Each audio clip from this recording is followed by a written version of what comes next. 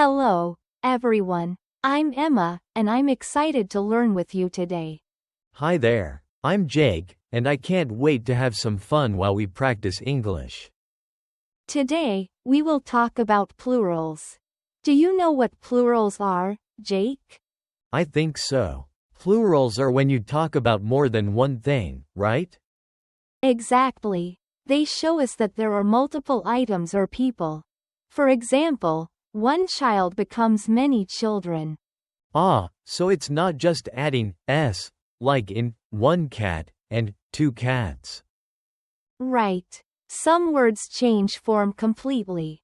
Let's dive in. First, let's start with regular plurals. Regular plurals usually add s or s, correct?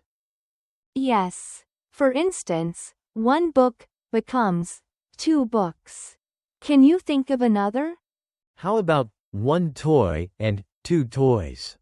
Perfect. Now, let's talk about some irregular plurals. Like, one man. And what do you think for more men? I think it's two mons. Not quite, Jake. It's two men, without changing man to mons. Great try though. Oh, that's interesting. So what's another irregular plural? Sure. 1 foot becomes 2 feet. Can you see the change? Yeah, they look very different. I get it now. Great. Let's start our first dialogue about our students and families. Ready? Absolutely. I can't wait to practice. Okay, Jake. How many children do you teach? I teach 5 child in my class. Remember, Jake, it's children because it's irregular. So how many children? Oh, right. I teach 5 children, not 5 child. Excellent. And how about you? Do you have a favorite child? I can't choose. I love all of my children. That's wonderful. What about parents? How many parents do you meet at school events? I usually meet many person at the events. Good effort, Jake. But remember, it's people, not person, for more than one. Oh yes, I meet many people at events. They are very nice. I agree. And do you think children enjoy meeting their friends? Yes, they have fun together. They play with many toys.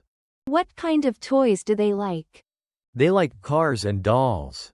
Sometimes, I see them with many stuffed animals, too. That sounds fun. I love seeing children play. Now, let's explain a bit more about plurals. Sure, you mentioned foot and feet. What is another example of an irregular plural? How about tooth? Do you know what it becomes? Yes, I believe it is teeth. Exactly. So, we have tooth and teeth, foot and feet. Can you think of more? Let me think. Oh, person becomes what? That's people. So, we have person and people. Great job. I see how this works. Should I practice with the vocabulary now? Yes, let's go into our vocabulary section. We will focus on our 5 words. First, child. Okay, I will give some examples. Great. Who can be a child? A child can be anyone under 12 years old and loves to play. Wonderful. Now, create some sentences with child. Alright, one child is playing. Many child are playing. Close, Jake, but remember, it's children for many. Let's try again. Okay, I will say, one child is laughing. Many children are laughing. Perfect. Now, let's move on to person. What's a sentence? One person is walking. Many person are walking. Good try. It should be many people. Try again. Ah, okay. One person is singing. 2 people are singing. Excellent. Now let's do tooth. One tooth is white. Many tooth are white. Almost there. It's teeth. Let's make it right. One tooth is hurting. Many teeth are hurting. Perfect. Now for foot.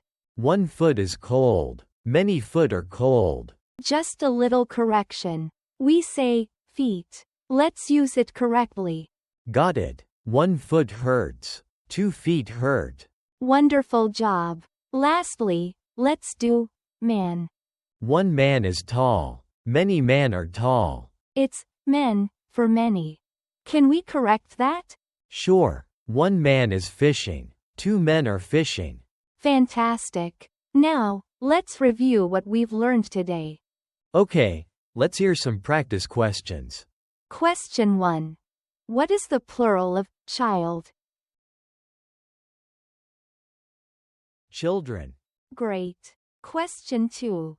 What do we call more than one man? Men. Correct. Question 3. What is the plural of foot? Feet. Excellent. Question 4. How do we say more than one tooth? Teeth. Very good. Last question. What's the plural of person?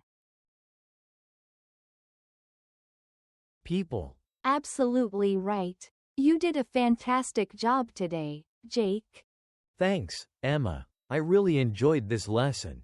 Next time, we'll explore verbs and how to use them in sentences. See you then.